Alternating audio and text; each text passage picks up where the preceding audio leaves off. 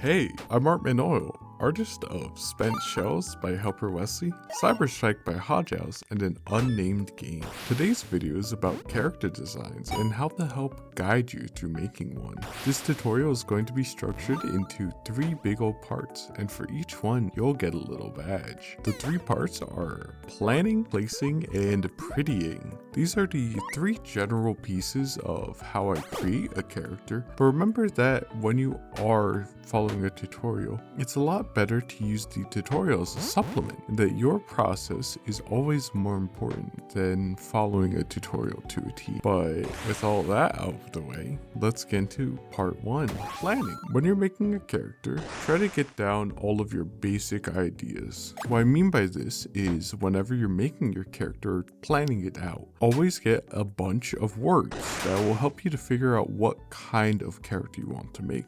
You might have the idea in your head, but by planning it out and getting down those words on paper, it really helps to solidify your idea and make it easier to iterate upon. For example, I wanted mine to have a squishy feel that's very rounded with minimal sharp corners, and I went for that to make it have a cuter look that is more appealing, since I wanted to use it as the main character I use in these videos. But remember that when you are designing a character, always think about shapes. One of the most important part when you are making a character is to think of your shapes properly.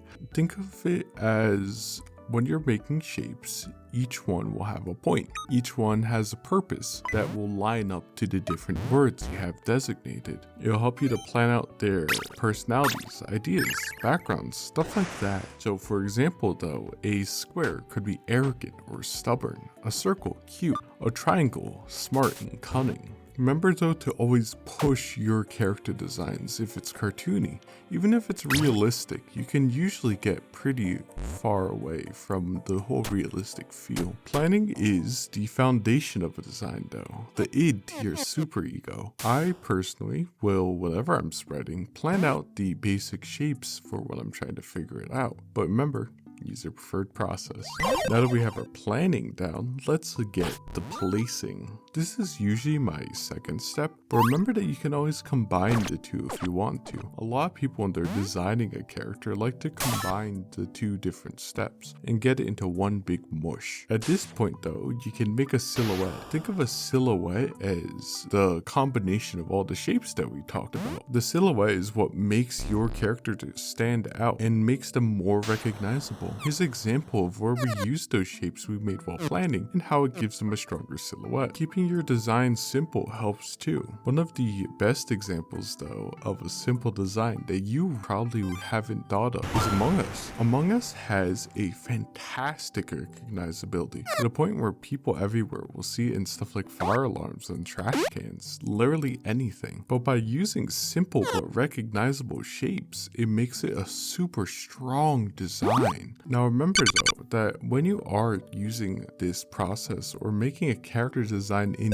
general, make sure to follow the 70-30 rule. The 70-30 rule is basically use 70% flat space, but then have 30% of your design have heavy detail. By doing stuff like this, it makes it easier to look at. Remember though that when you are making those detailed areas, to make them incredibly detailed, you can usually go as far as you want with those, but then leaving the flat space gives the viewer some place to rest their eyes on and helps to make it even easier to understand. I personally also recommend never really using your first design. There are exceptions though. Your first design is almost always the basic one, so think of it as refining a diamond. Over time, as you polish it more, it'll get to a shine.